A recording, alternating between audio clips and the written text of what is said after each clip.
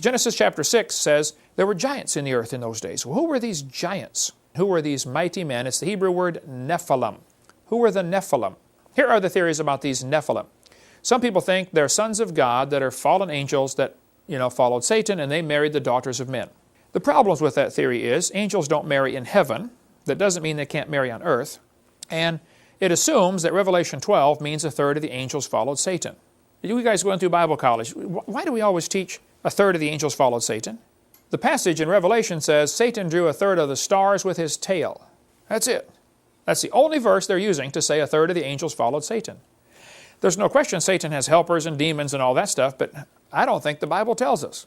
So either we don't need to know, or it just simply doesn't matter, but don't worry about it, there's not enough information.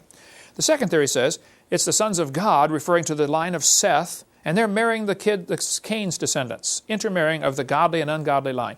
I think that's a ridiculous theory, because saved and unsaved people get married all the time, and it doesn't affect their children as far as they don't become giants, because one's saved and one's lost, okay?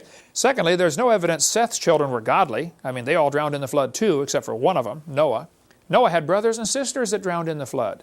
It says Lamech lived after he begat Noah so many years and begat sons and daughters. Noah's own cousins didn't come on the ark. Brothers and sisters didn't. But whatever these Nephilim were, it would appear to me that Noah's kids would have seen them. Genesis 6, the first 5 verses, is taking place just before the flood. And so God said to Noah, build the ark and we're going to have a flood. So this Nephilim is referred to before the flood. So let's assume that they were giant people with supernatural powers of some kind. Noah's kids would have seen them.